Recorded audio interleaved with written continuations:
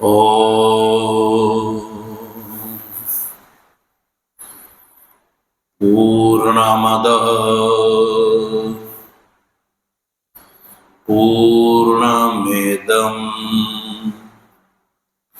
पूर्णात् पूर्णमुदच्यते पूर्णस्य पूर्णमादाय पूर्णमेवावशिष्यते। ॐ शान्ति शान्ति शान्ति। शङ्करं शङ्कराचार्यं केशवं बादरायणं सूत्रभाष्य कृतौ वन्दे भगवन्तौ पुनः पुनः। ईश्वरो गुरुरात्मेति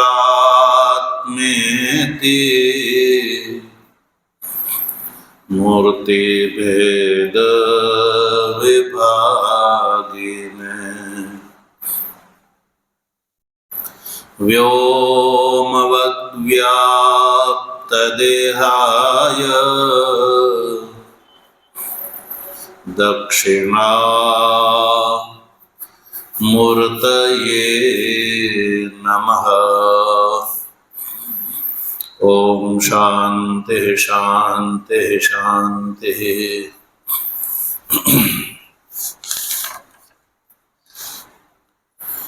तत्व जिज्ञासु सज्जनों,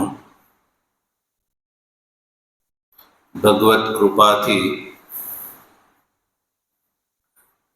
शुक्ल यजुर्वेदीय काण्व शाखीय ईशावास्य उपनिषदनो शांकर भाष्य सहित स्वाध्यायात्मक विचार करी રહ્યા છે ત્યારે સૌપ્રથમ શાંતિ પાઠ, તદ અનંતર આ જે ઉપનિષદ છે એના અધિકારી, વિષય, સંબંધ અને પ્રયોજનનો વિચાર કર્યા પછી પ્રથમ મંત્રનો પણ સજ્જનો આપણે વિચાર કરી ચૂક્યા. આ જે પ્રથમ મંત્ર છે એના પૂર્વાર્ધમાં જે ઉત્તમ અધિકારી છે એના માટે સાક્ષાત તત્વનો ઉપદેશ કરવામાં આવ્યો. ત્યારબાદ તૃતીય ચરણમાં જે અપરિપક્વ વિવેકાદી સાધનથી સંપન્ન છે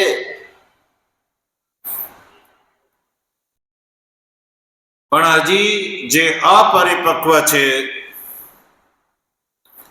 એવા અપરિપક્વ જ્ઞાનીને માટે સંન્યાસ વિધિ બતાવી. તેન ત્યક્તેન ભુંજીથા આ તૃતીય ચરણ દ્વારા. અને ચોથા ચરણ દ્વારા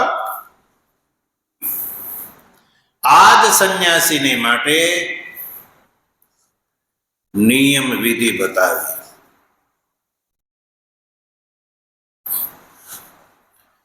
અને ભગવાન ભાષ્યકારે પ્રારંભમાં કયા પ્રમાણે આ ઉપનિષદ આત્મતત્વના પારમાર્થિક સ્વરૂપનું પ્રદર્શન કરે છે એ વાત પ્રથમ મંત્રથી પણ એમણે સ્પષ્ટ કરી દીધી.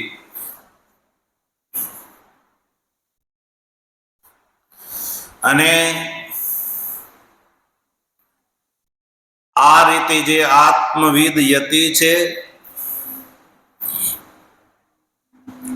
અપરિપક્વ જે હજી સંન્યાસી છે, જેના માટે સંન્યાસ વિધિ અને નિયમ વિધિ બતાવી.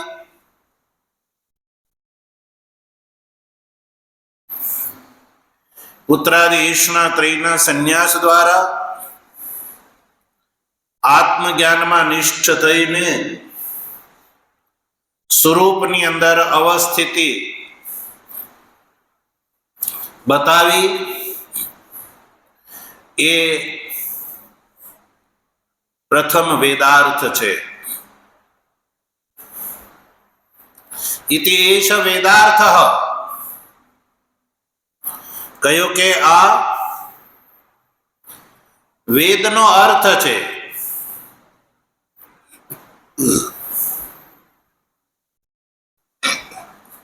અને હવે બીજા શ્લોકમાં એટલે કે બીજા મંત્રમાં જે સંન્યાસનો પણ અધિકારી નથી,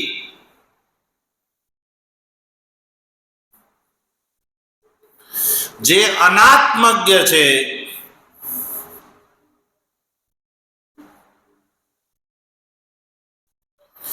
એવા અશુદ્ધ અંતકરણ છે જેનું,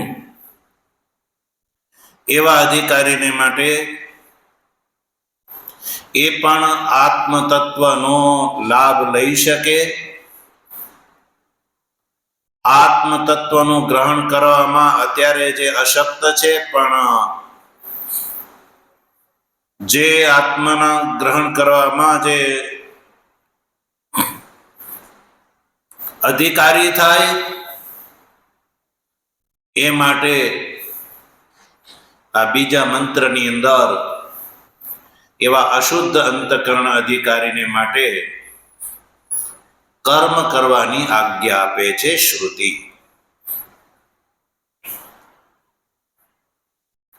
પૂર્વન્યવેહ કર્માણી, એ મંત્ર દ્વારા. તો બીજા મંત્રનું સ્વરૂપ છે સજ્જનો, પૂર્વન્યવેહ કર્માણી જીજી વિષેદ શતગુણ સમાહ એવં ત્વયી નાન્યથેતોસ્તિ ન કર્મ લિપ્યતે નરે. આ શ્લોકનું આપણે ગઈકાલે ઉચ્ચારણ પણ કરી ચૂક્યા. સંધિ વિગ્રહ અને વાક્યક્રમ ને વાક્યાર્થ સામાન્ય રૂપથી આપણે ગઈકાલે સમજી ચૂક્યા છીએ. ભગવાન ભાષ્યકાર શું કહે છે ભાષ્યથી, આજે આપણે એ જોઈએ.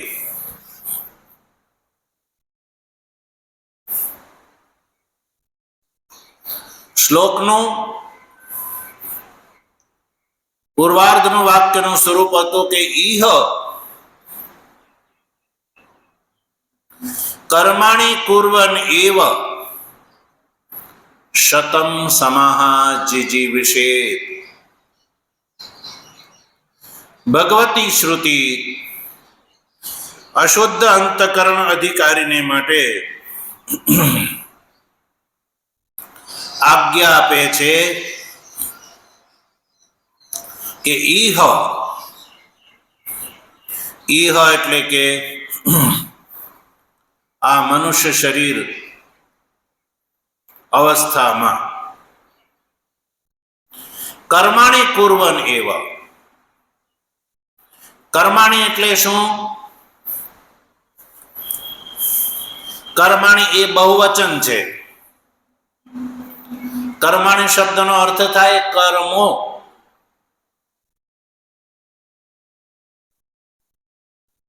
કયા કર્મો? તો કહ્યું કે વેદોક્ત કર્મો. કેવા કર્મો? વેદોક્ત. વેદોમાં મનુષ્યના માટે અનુષ્ઠાન કરવા યોગ્ય જે કરવા માટે આજ્ઞા આપી છે વેદે, એ મનુષ્ય બુદ્ધિ પરિકલ્પિત નહીં હો. તો કયા? અગ્નિહોત્રાદિની. ભાષ્યકાર કર્મોથી બતાવે છે અગ્નિહોત્રાદિની. અગ્નિહોત્ર વગેરે કર્મો. અગ્નિહોત્ર જે છે સજ્જનો, એ સૌથી પ્રથમ કર્મ માનવામાં આવે છે. અગ્નિહોત્ર એટલે અગ્નિહોત્રાદિની એટલે અગ્નિહોત્ર વગેરે. અગ્નિહોત્ર એ સૌ પ્રથમ પહેલું કર્મ છે. તો વિચાર કરો, ગ્રહસ્થાશ્રમમાં મનુષ્યના માટે સૌથી પ્રથમ આચરવા યોગ્ય કોઈ કર્મ હોય, વેદોક્ત કર્મ હોય, તો એ અગ્નિહોત્ર કર્મ છે. વર્તમાન કાળમાં હાલત એ છે કે જે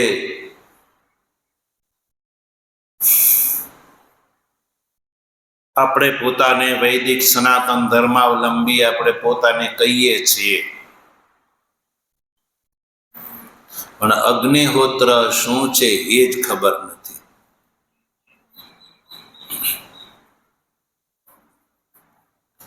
અગ્નિહોત્ર એ સનાતન ધર્માવલંબી માટે સૌ પ્રથમ કર્મ વેદોમાં માનવામાં આવે છે. તો ભારતભરની અંદર મુશ્કેલથી કોઈ શોધવાથી કોઈ પ્રતિદિન અગ્નિહોત્રાદિ કર્મનું અનુષ્ઠાન કાદાચિત કરતો હોય.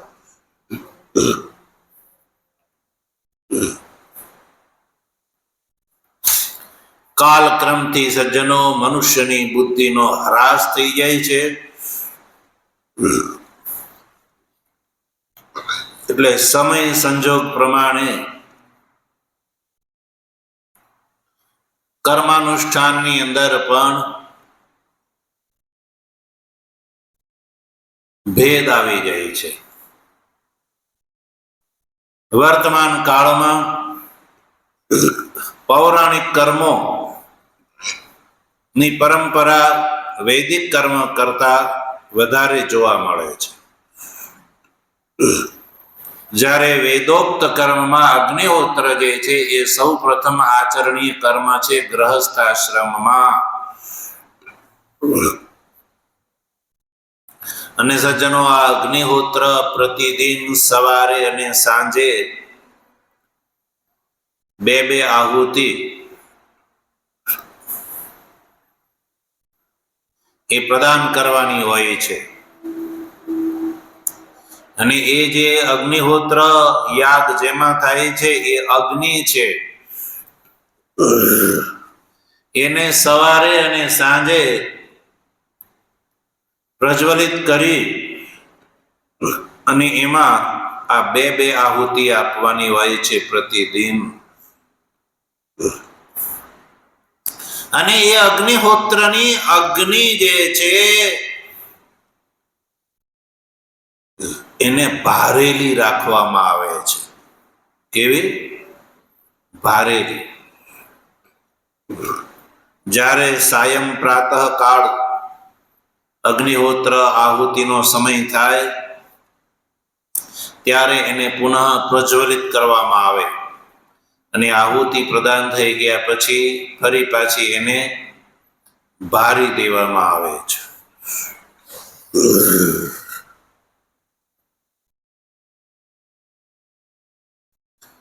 અને આ આપણું આ જે શરીર છે સજ્જનો, એ પણ એ અગ્નિમાંથી જ ઉત્પન્ન થયેલો છે. શેમાંથી? અગ્નિમાંથી. અને અગ્નિહોત્રના ફળ સ્વરૂપે જ જીવ દ્યુ પર્જન્ય પૃથ્વી પુરુષ અને યોષિત ક્રમથી શ્રદ્ધા સોમ વૃષ્ટિ અન્ન અને રેતના રૂપમાં અગ્નિથી જ આ મનુષ્ય શરીરની પ્રાપ્તિ થાય છે. એટલે ગ્રહથી મનુષ્યનું શરીર જ્યારે છૂટે છે તો જીવત અવસ્થા દરમિયાન એને અગ્નિહોત્રની અંદર પ્રતિદિન હવન કરેલો હોય છે. એટલે મૃત્યુ થયા પછી પણ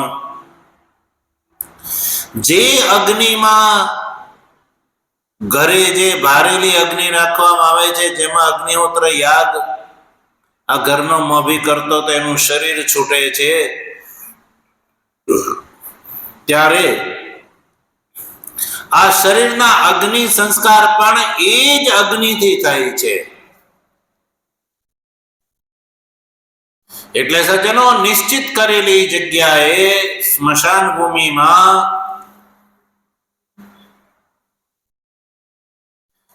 એને જ્ઞાતિ બંધુ દ્વારા લઈ જવામાં આવે છે હવન કરવા માટે, અંત્યેષ્ટિ સંસ્કાર કરવા માટે.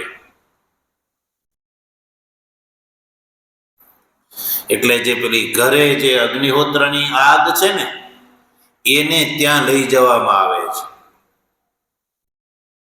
અને એને કહેવામાં આવે આગની દોણી. ભોજા ભગત એને ઉદ્દેશ કહે છે આગળ જાતા આગની દોણી અને સાજનો પૂળો સાથ. એ આ પરંપરા છે. એવો નથી કે ત્યાં સ્મશાને જઈ અને દિવાસળી ચાંપીને એ કાર્ય કરી દેવામાં આવ્યું નથી. એ વિધિ છે.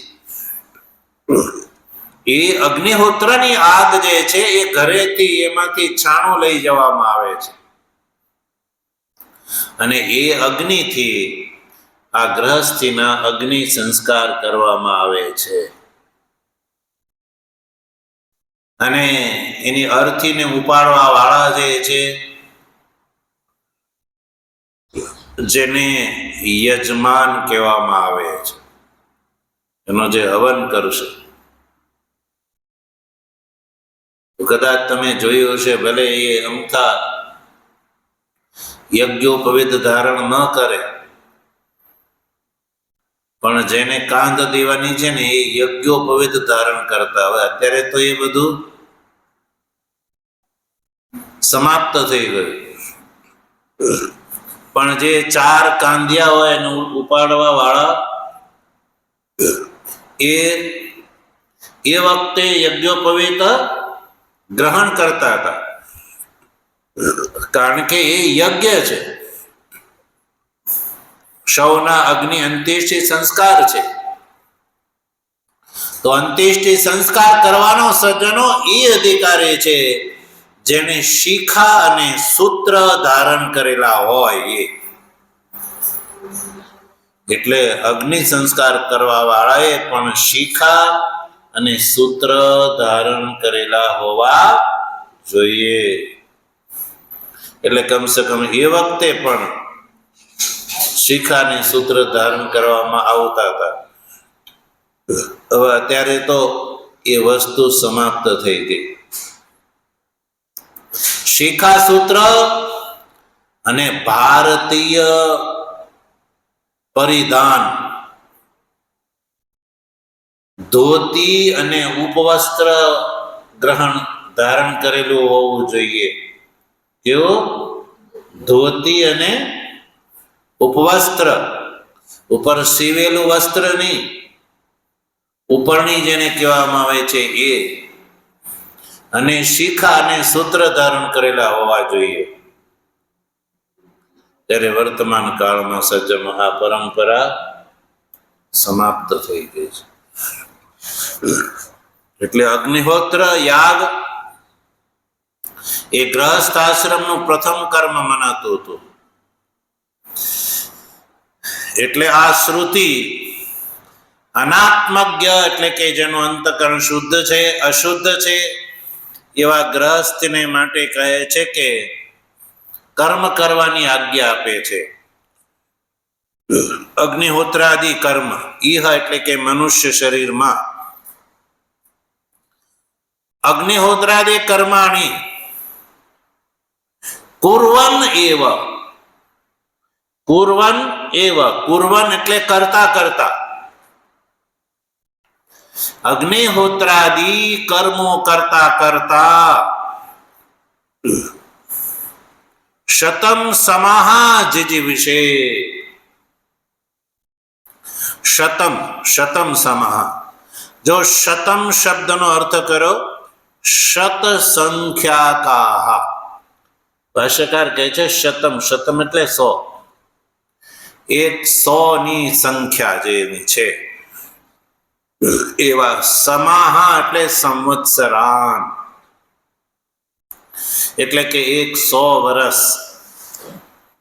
શતમ સમાહ જીજીવિષેત એટલે કે જીવિતુમ ઈચ્છે, એટલે કે જ્યાં સુધી આયુષ રહે ત્યાં સુધી અજ્ઞ મનુષ્યને માટે શ્રુતિ આજ્ઞા આપે છે કે અજ્ઞ એટલે કે અશુદ્ધ અંતકરણ એવો અધિકારીને માટે શ્રુતિ આજ્ઞા કરી કે એ આ મનુષ્ય શરીરમાં એટલે કે ગ્રહસ્થ આશ્રમમાં, કારણ કે એ સંન્યાસનો અધિકારી નથી થયો, એટલે સંન્યાસના અધિકારી થવા માટે આ ગ્રહસ્થ આશ્રમ છે, અને ગ્રહસ્થ આશ્રમ છે કર્મ પ્રધાન છે, એટલે ગ્રહસ્થ આશ્રમની અંદર અગ્નિહોત્રાદિ કર્મો કરતા કરતા જે પ્રાપ્ત અનુવાદથી જે 100 વર્ષનું આયુષ્ય પ્રાપ્ત થયું છે, એ 100 વર્ષ યા જ્યારે અંતકરણ શુદ્ધ થાય ત્યાં સુધી એ કર્મનું અનુષ્ઠાન કરતા કરતા જીવન યાપન કરે. એવું શ્રુતિ અનાત્મજ્ઞ વ્યક્તિને માટે કર્મ કરવાની આજ્ઞા આપે છે.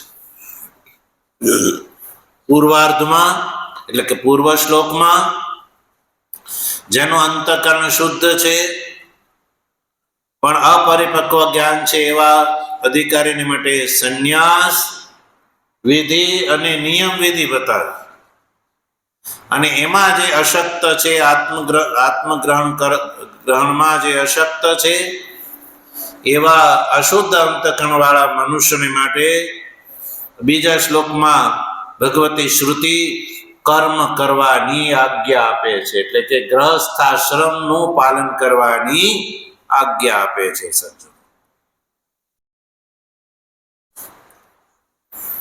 100 વર્ષ સુધીનું જે આયુષ્ય છે એ કર્મ કરતા કરતા વ્યતીત કરે. એક ક્ષણ પણ જીવનની નિષિદ્ધ કર્મમાં વ્યતીત ન કરે, વિહિત કર્મનું અનુષ્ઠાન કરતા કરતા જ જીવન યાપન કરે.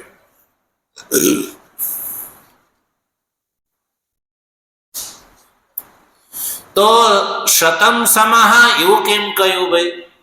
100 વર્ષ સુધી જે જીવન છે એ જીવન યાપન કરે. તો ભાષ્યકાર લખે છે સજ્જનો, તાવદહિ પુરુષસ્ય પરમ આયુઃ નિરૂપિતમ. તાવત એટલે કે ત્યાં સુધી,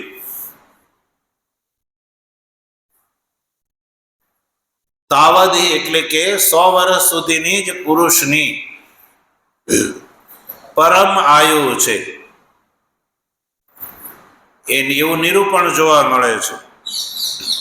શતાયુર્વૈ પુરુષ ઇત્યાદિ વચનો દ્વારા મનુષ્યનું જીવન જે છે એ 100 વર્ષ સુધીનું હોય છે. એટલે બધા જીવતા નથી, પણ અંતિમ આયુ ત્યાં સુધીની છે. વધારે ને વધારે મનુષ્ય પૂર્ણ આયુષ યદિ જીવન જીવે તો 100 વર્ષ જીવે. એટલે શતમ સમાહ એવું શ્રુતિએ કહ્યું. એ તો કોઈ મનુષ્યના હાથની વાત થોડી છે કે પોતાની ઈચ્છાથી 100 વર્ષ જીવી શકે. તો કોઈને મરવું જ ના હોય.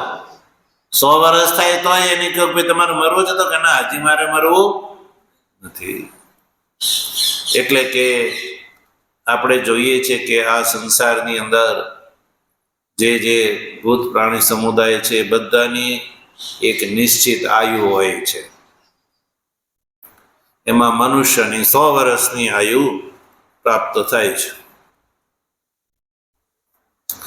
તથા ચ પ્રાપ્ત અનુવાદેન યજ્જીવિષેત શતમ વર્ષાણી તત્પૂર્વન એવ કર્માણી ઇતિ તદ વિધીયતે.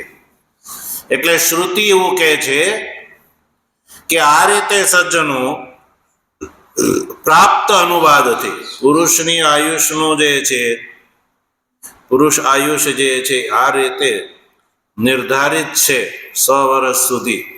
તો પ્રાપ્ત અનુવાદથી જે આ 100 વર્ષની આયુષ્ય આ મનુષ્યને પ્રાપ્ત થઈ છે, ત્યાં સુધીનું કદાચ જો જીવન હોય તો યજ્જીવિષે,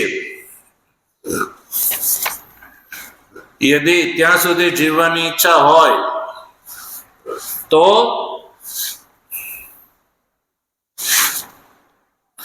તત કુર્વન એવ કર્માણી, એટલે કર્માણી કુર્વન એવ જજીવિષેત ઇતિ એતદ વિધીયતે. એ આ વિધિ છે. એટલે યા તો એમ કહી શકાય કે જ્યાં સુધી અંતઃકરણ શુદ્ધ ન થાય ત્યાં સુધી જે છે એ કર્મ કર્યા કરે. આયુષ પર્યંત યા કર્મની આવશ્યકતા પડે તો અંતિમ શ્વાસ સુધી મનુષ્ય કર્મ પરાયણ રહેવું જોઈએ. કોને માટે આ વાત કરી? જે આત્મ તત્વ જ્ઞાન પ્રાપ્ત કરવામાં જે અસમર્થ છે, એટલે કે જેનું અંતઃકરણ હજી અશુદ્ધ છે, એને માટે કર્મનું વિધાન કર્યું શ્રુતિએ.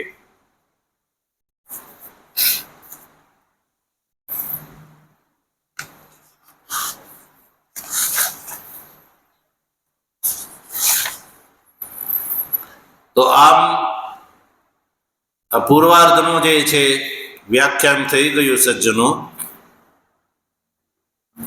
આ બીજા મંત્રના ઉત્તરાર્ધનું વ્યાખ્યાન જોઈએ. જો એવમ ત્વયી નરે, જો આપણે વાક્યક્રમમાં ગોઠવીએ તો એવમ, એવમ મને આ પ્રકારે, આ પ્રકારે જે મનુષ્ય છે, નરે, નરે એટલે નર એટલે મનુષ્ય, નરને માટે. કોને માટે આજ્ઞા આપે છે? મનુષ્યના માટે. એટલે નર માત્ર અભિમાનીની, જેને હું મનુષ્ય છું એવું અભિમાન છે, એટલે કે દેહની અંદર હું પણ, મારાપણું ને સાચાપણું છે, એવા અજ્ઞાની અશુદ્ધ નર માટે ઇતઃ, ઇતઃ એટલે કે આ એતસ્માદ અગ્નિહોત્રાદિની કર્માણી પૂર્વતઃ વર્તમાનાત પ્રકારાત. એટલે કે જે અશુદ્ધ અંતકરણ વાળો જે મનુષ્ય છે સજ્જનો, એને માટે અધોગતિથી બચવાનો આ કર્માનુષ્ઠાનથી ઇતર બીજો કોઈ ઉપાય નથી. અર્થાત કે જેનું અંતકરણ અશુદ્ધ છે એવા અશુદ્ધ અંતકરણ વાળા મનુષ્યએ ગ્રહસ્થી માટે કહ્યું કે ગ્રહસ્થીએ સતત કર્મ પરાયણ જીવન જીવવું જોઈએ. વૈદિક કર્મ કરતા કરતા પોતાનું જીવન વ્યતીત કરવું જોઈએ. અને જો કર્મ નહીં કરે, જ્ઞાની નથી તો મોક્ષનો સંભવ નથી, અને કર્મ નહીં કરે તો નિષિદ્ધ કર્મ કરશે, અને નિષિદ્ધ કર્મનું ફળ છે સજ્જનો અધોગતિ. તો આ અધોગતિથી બચવું હોય તો કર્માનુષ્ઠાનથી ઇતર બીજો કોઈ માર્ગ નથી. ઇતઃ અન્યથા નાસ્તિ, એ તો નહીં, આ અગ્નિહોત્રાદિની કર્મ કરતા કરતા આવો જે આ વર્તમાન પ્રકાર છે એનાથી અન્યથા બીજો પ્રકાર નાસ્તિ, કે એના પ્રકારેણ અશુભમ કર્મ ન લિપ્યતે, કે જે પ્રકારથી અશુભ કર્મનો લેપ ન થાય અને મનુષ્યને અધોગતિની પ્રાપ્તિ ન થાય, એવો આ કર્માનુષ્ઠાનથી અતિરિક્ત અજ્ઞાની અશુદ્ધ અંતઃકરણ વાળા મનુષ્યના માટે બીજો કોઈ માર્ગ નથી સજ્જનો. યા તો કર્મ, યા પછી કર્માનુષ્ઠાનના ફળસ્વરૂપે ચિત્ત શુદ્ધ થયા પછી કર્મનો સંન્યાસ. એટલે કર્માનુષ્ઠાન એટલે પ્રવૃત્તિ અને સંન્યાસ એટલે નિવૃત્તિ. આ બે જ માર્ગ વેદોની અંદર બતાવેલા છે સજ્જનો.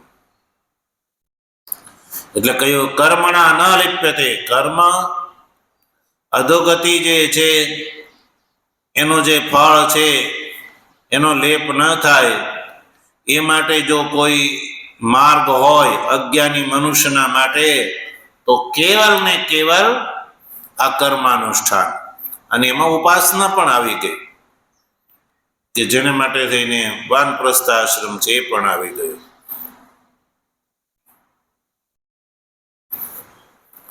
એટલે સજ્જનો બીજો કોઈ ઉપાય છે નહીં એવું આ શ્રુતિ કહે છે કે અજ્ઞ અશુદ્ધ અંતઃકરણ વાળા મનુષ્યના માટે વૈદિક કર્માનુષ્ઠાન કર્યા કરવા સિવાય બીજો કોઈ માર્ગ અધોગતિથી બચવાનો નથી. કર્માનુષ્ઠાન કર્યા કરે તો એ લોકાંતર ગમન સ્વર્ગતિનો ભાગીદાર નહીં થાય. તો જાયસ્વ મૃસ્વ ઇતિ એતત્તૃતીયમ સ્થાનમ, એ પછી એક માર્ગ રહે એને માટે, એ અધોગતિ છે. એટલે અધોગતિથી બચવાનો સજ્જનો આ વૈદિક કર્મનું અનુષ્ઠાન સતત મનુષ્ય કરતો રહે એ જ એકમાત્ર ઉપાય છે. અતઃ શાસ્ત્ર વિહિતાની કર્માણી અગ્નિહોત્રાદિની કુર્વન એવ જીજીવિષે. એટલે ભાષ્યકાર આ સંપૂર્ણ શ્લોકનો તાત્પર્ય અર્થ એક વાક્યમાં કહે છે કે અતઃ એટલે એટલા માટે કે બીજો કોઈ કર્માનુષ્ઠાનથી અતિરિક્ત બીજો કોઈ વિકલ્પ અધોગતિથી બચવાનો નથી, પાપ કર્મથી બચવાનો કોઈ માર્ગ નથી. એટલે શું કરવું જોઈએ? તો કયું શાસ્ત્ર વિહિતાની કર્માણી, શાસ્ત્રમાં જેનું વિધાન કરેલું છે એવા જે અગ્નિહોત્રાદિ કર્મો છે એ અગ્નિહોત્રાદિ કર્મો કરતા કરતા જ જે 100 વર્ષનું આયુષ્ય મનુષ્યને પ્રાપ્ત થયેલું છે એ આયુષ્ય વ્યતીત કરે. તો સજ્જનો આ રીતે આ બીજા મંત્રનું વ્યાખ્યાન પણ આપણે સમજી ચૂક્યા. તો સજ્જનો પ્રથમ મંત્રમાં ઉત્તમ અધિકારીને માટે તત્વોપદેશ કર્યો, અને જે અપરિપક્વ જે મધ્યમ અધિકારી છે એને માટે સંન્યાસની આજ્ઞા અને નિયમ વિધિ બતાવી. અને આ જે બીજા મંત્રની અંદર જે સંન્યાસનો પણ જે અધિકારી નથી, અર્થાત જેનું અંતઃકરણ અશુદ્ધ છે, એવા માટે ગ્રહસ્થાશ્રમનું વિધાન કર્યું. શેનું? ગ્રહસ્થાશ્રમ. એટલે ગ્રહસ્થાશ્રમની કર્મ પ્રધાન છે, વૈદિક કર્મનું અનુષ્ઠાન કરવા માટે છે. એટલે શ્રુતિએ કહ્યું કે એ વ્યક્તિ ગ્રહસ્થાશ્રમનું પાલન, અગ્નિહોત્રાદિ વગેરે કર્મો કરતા કરતા જીવન યાપન કરે તો એ કર્મના ફળ સ્વરૂપે જો અધિકારી નિષ્કામ ભાવથી કર્માનુષ્ઠાન કરશે તો ચિત્ત શુદ્ધિ દ્વારા આત્મ તત્વ જ્ઞાનનો ભાગીદાર થશે, અને સકામ ભાવથી કર્મનું અનુષ્ઠાન કરશે તો એ ધૂમ માર્ગ દ્વારા સ્વર્ગનો ભાગીદાર, અને ઉપાસના કરી હશે તો અર્ચી માર્ગ દ્વારા દેવલોકનો ભાગીદાર થઈ શકશે. પણ અધોગતિમાં એટલા માટે નહીં જાય કે તેણે વૈદિક કર્મનું અનુષ્ઠાન કર્યું હોય છે. એટલે એટલે અધોગતિથી બચવાનો આ જ એકમાત્ર ઉપાય છે કે મનુષ્યએ પોતાનું જીવન સતત કર્મ પરાયણ જે છે એ વ્યતીત કરવું જોઈએ. નિષિદ્ધ કર્મનું અનુષ્ઠાન તો ત્યારે જ થાય કે જ્યારે વિહિતનું ન થાય તો અર્થાત નિષિદ્ધ થશે. એટલે મનુષ્ય જન્મ જે છે સજ્જનો એ વૈદિક ધર્મના અનુસાર મોક્ષ પ્રાપ્ત કરવા માટે છે. અને મોક્ષ પ્રાપ્ત કરવા માટે સજ્જનો સૌ પ્રથમ મનુષ્યના માટે શ્રુતિએ અગ્નિહોત્રાદિ કર્મ કરવાની આજ્ઞા આપી અને નિષ્કામ ભાવથી અગ્નિહોત્રાદિ કર્મ કરતા જ્યારે ચિત્ત શુદ્ધ થઈ જાય ત્યારે કર્મનો સંન્યાસ કરી અને આ જે ઉપનિષદ છે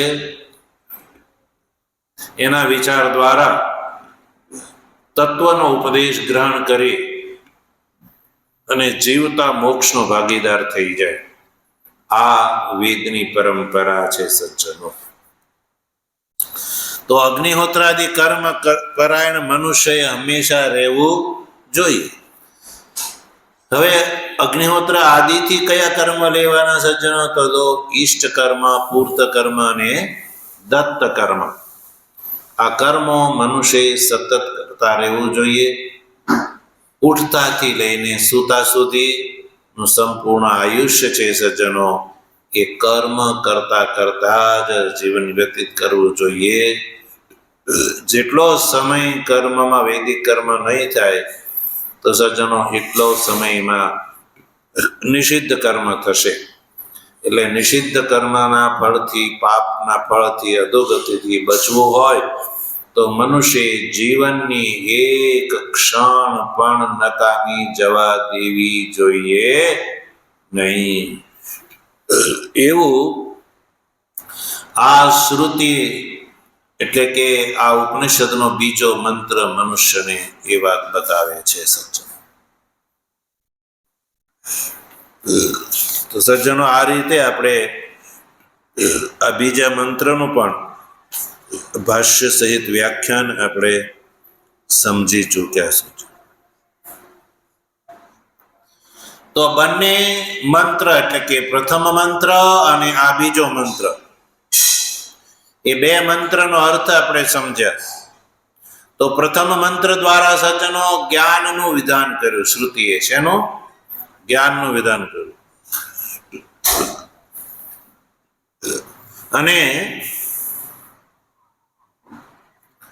અને બીજા મંત્ર દ્વારા કર્મનું વિધાન કર્યું.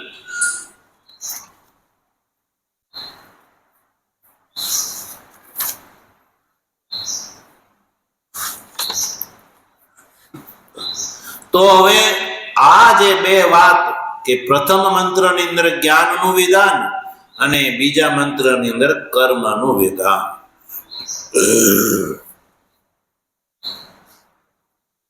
તો સજ્જનો ભાષ્યકારે પોતાના કથનાનુસાર, પોતાના સિદ્ધાંત અનુસાર આ બંને મંત્રનું વ્યાખ્યાન કર્યું અને સ્વસિદ્ધાંત અનુસાર સ્પષ્ટ કરી દીધું કે અશુદ્ધ અંતઃકરણ વાળો મનુષ્ય છે એને માટે કર્મનું વિધાન અને શુદ્ધ અંતઃકરણ વાળાને માટે જ્ઞાનનું વિધાન પૂર્વ મંત્રમાં કર્યું. હવે ભગવાન ભાષ્યકાર અહીંયા પ્રસંગ જોઈને જ્ઞાન કર્મ સમુચ્ચયવાદીનું ખંડન કરે છે.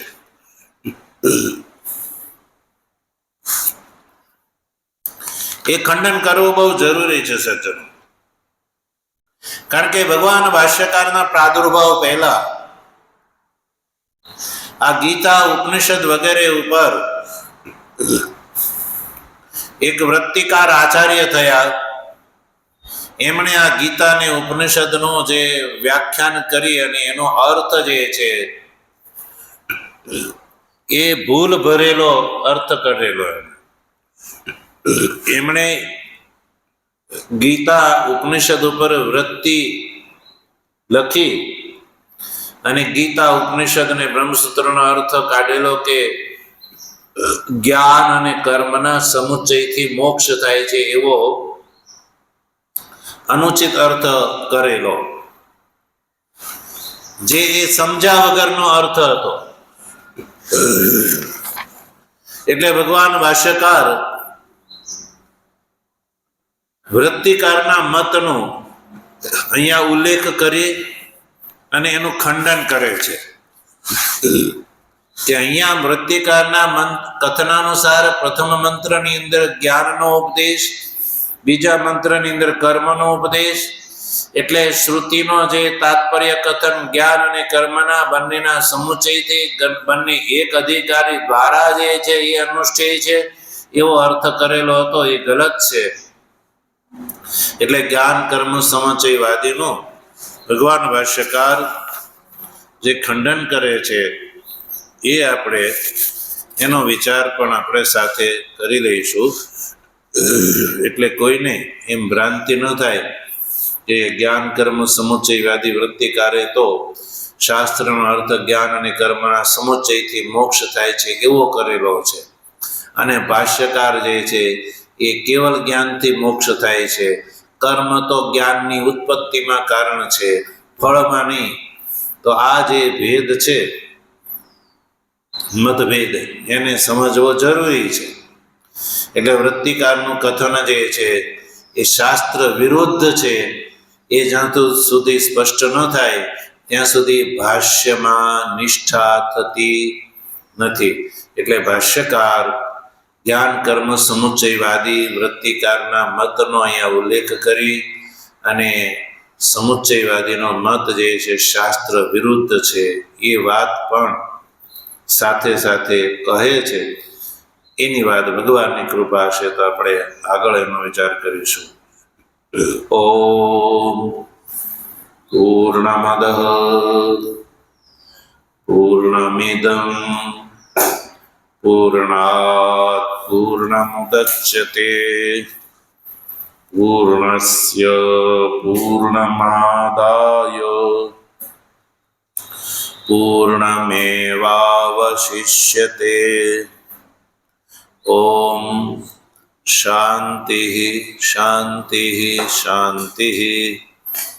શંકરં શંકરાચાર્યં કેશવં બાદરાયણં સૂત્રભાષ્ય કૃતૌ વંદે ભગવन्तૌ પુનઃ પુનઃ.